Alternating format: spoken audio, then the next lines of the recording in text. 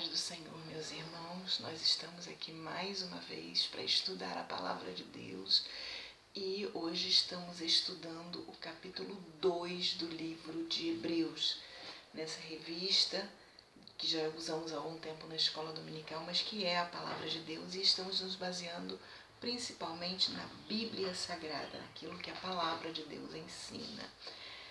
Semana passada nós estudamos a primeira lição, também o primeiro capítulo do livro de Hebreus, onde nós vimos que o autor mostrando que Jesus é superior. Nós vimos que essa carta foi escrita àqueles que tinham vindo do judaísmo para Jesus, estavam servindo ao Senhor, porém por causa da perseguição, eles estavam desistindo, estavam desanimando e pensando em voltar ao judaísmo. E então o autor escreve essa carta com o propósito de mostrar que Jesus é melhor, com o propósito de mostrar que não valia a pena voltar atrás, porque a revelação que eles tiveram em Jesus foi melhor, foi mais perfeita do que a revelação do Velho Testamento, e porque Jesus era superior aos anjos, assim como o Criador é superior à sua criatura. E depois de mostrar com vários argumentos no primeiro capítulo que Jesus é maior, que Jesus é melhor, ele prossegue então iniciando o capítulo 2, dizendo, portanto, ou seja, já que é assim, concluindo, nos convém atentar com mais diligência para as coisas que já temos ouvido, para que em tempo algum nos desviemos delas. Porque se a palavra falada pelos anjos, que eram inferiores, que eram criaturas, permaneceu firme, toda transgressão e desobediência recebeu a justa retribuição, como escaparemos nós se não atentarmos para uma tão grande salvação, a qual, começando a ser anunciada pelo Senhor, foi-nos depois confirmada pelos que já a ouviram. Então, o capítulo 2, ele fecha o raciocínio dizendo, se Jesus é superior, se Jesus é melhor, se Jesus está muito acima dos anjos, e a palavra dos anjos teve um valor tão grande na velha aliança, no Velho Testamento, ao ponto de o que os anjos falaram, quem não obedeceu recebeu um castigo grande.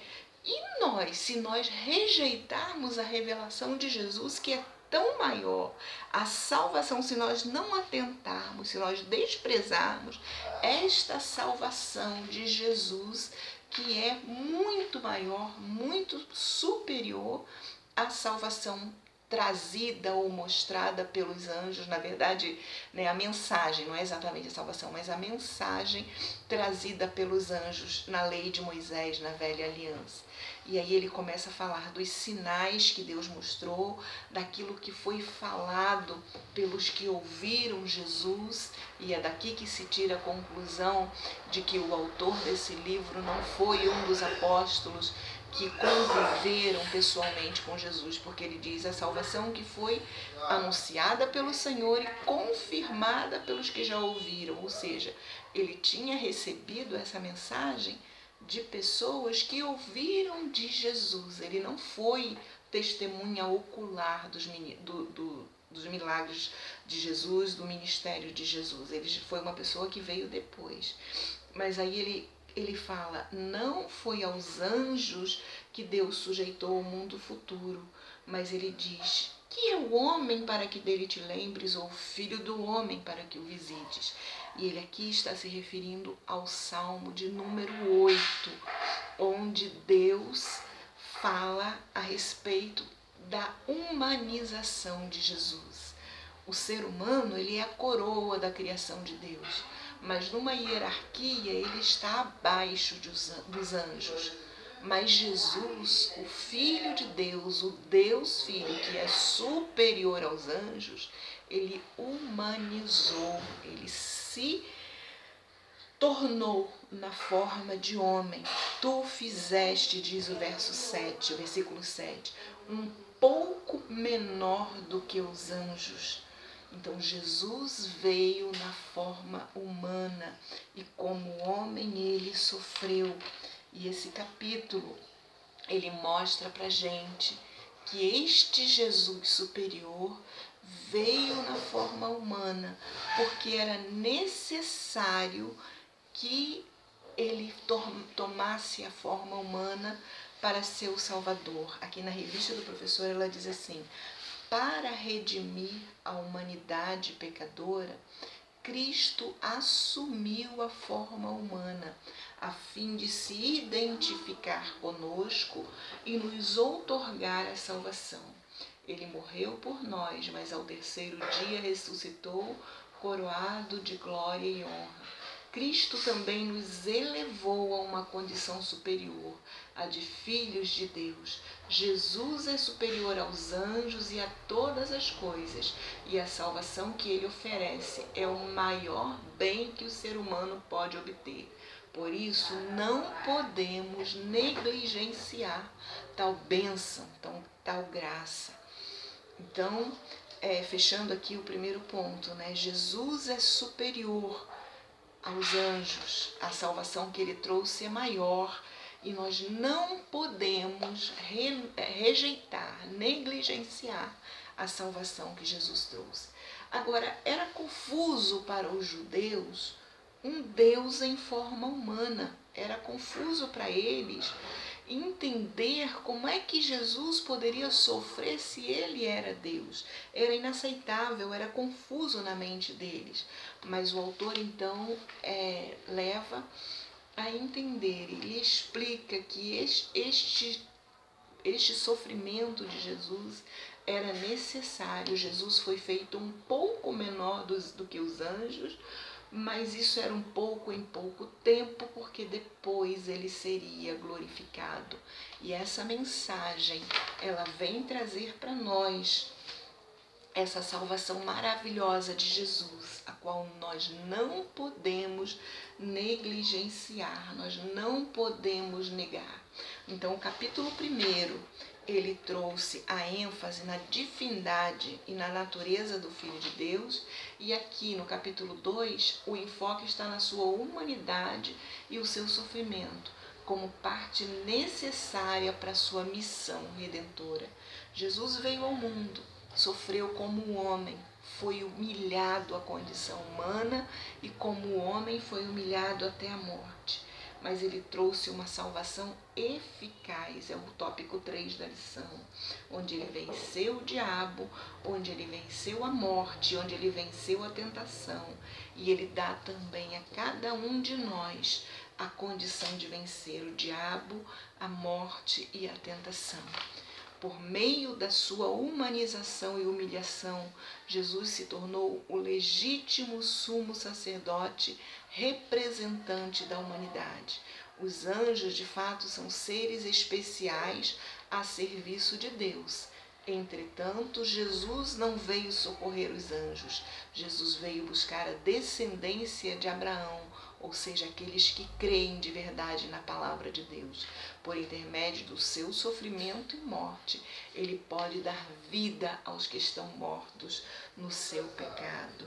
Que Deus nos abençoe, que nós possamos verdadeiramente valorizar aquilo que Deus fez por nós. Jesus nos deu a salvação.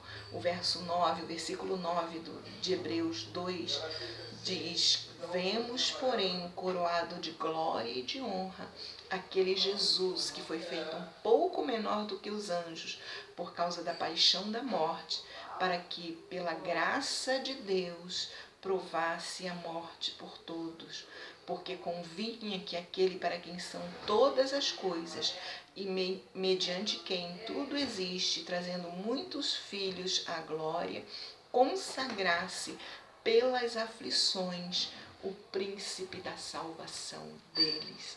Jesus, desde a eternidade passada, ele é Deus, ele tem a essência e a natureza de Deus.